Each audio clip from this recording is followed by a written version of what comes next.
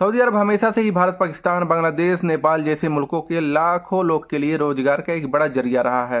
हर साल लाखों मजदूर और प्रोफेशनल लोग यहाँ काम करने आते हैं और अपने मुल्कों को पैसा भेजते हैं। लेकिन 2025 में सऊदी हुकूमत ने बहुत से नए कानून बनाए हैं और कई पुराने सिस्टम बदलाव किया है, जो हर प्रवासी को, हर अजनबी को जानना ये ज़रूरी है।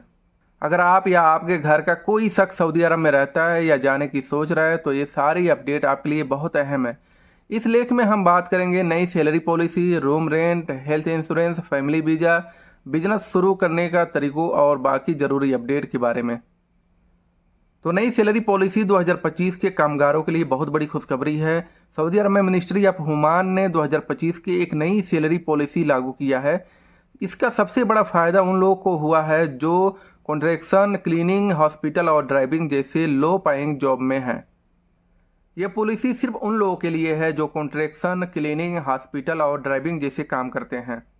अब कम से कम 1300 रियाल से बढ़कर 1800 रियाल कर दिया गया है और काम के घंटे 8 से ज़्यादा नहीं होंगे। ओवर टाइम मिलेगा अगर कोई ज़्यादा घंटे काम करता है।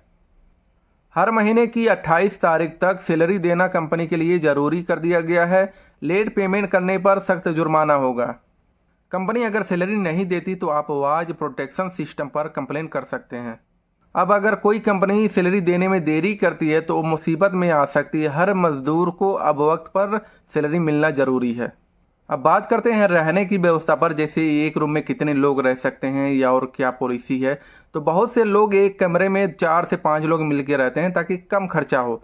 लेकिन अब मिनिस्ट्री ऑफ हुमान ने सख्त नियम बना दिए हैं।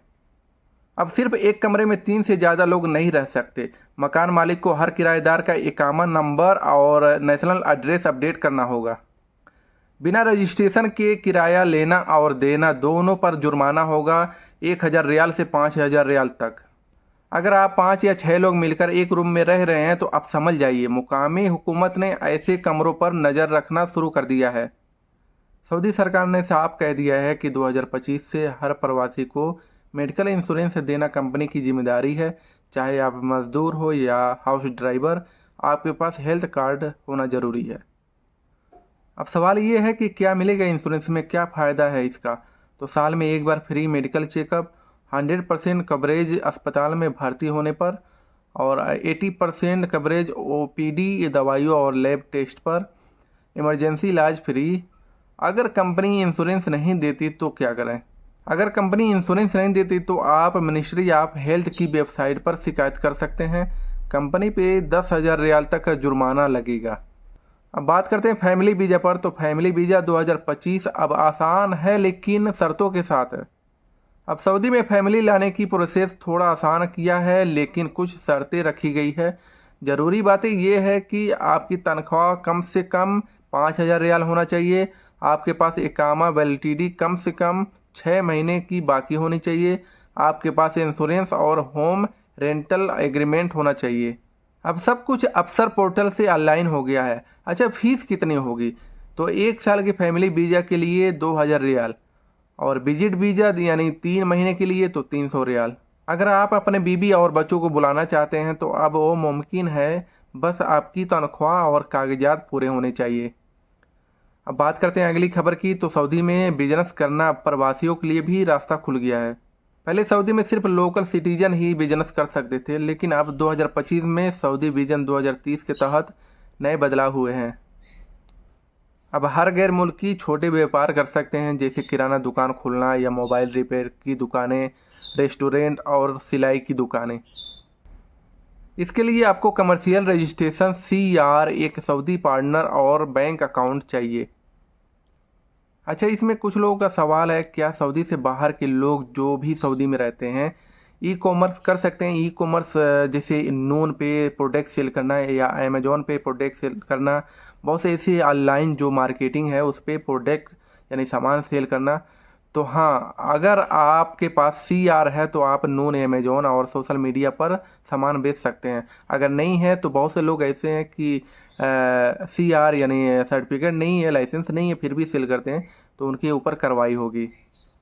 अब बात करते हैं अगली खबर, इकामा रिन्यूअल और एग्जिट री एंट्री का नियम क्या है।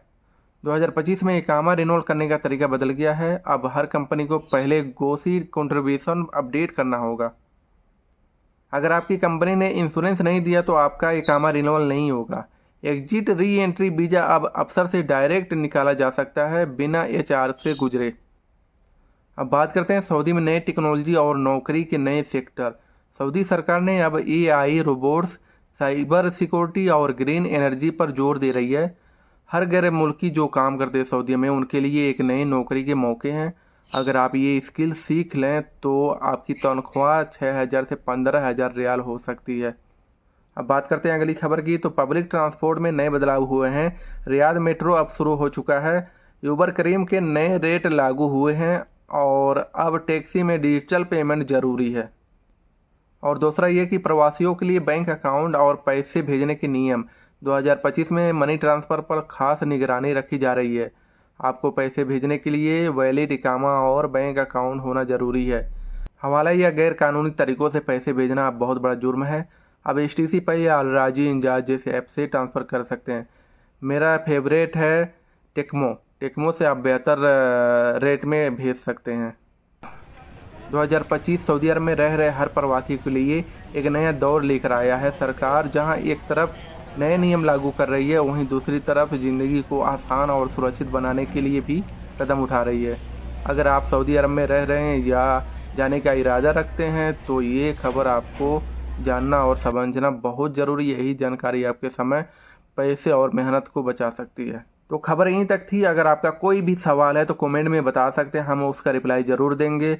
और छोटी सी रिक्वेस्ट ये कि अगर आप हमारे चैनल पे नए हैं तो सब्सक्राइब ज़रूर कर लीजिएगा।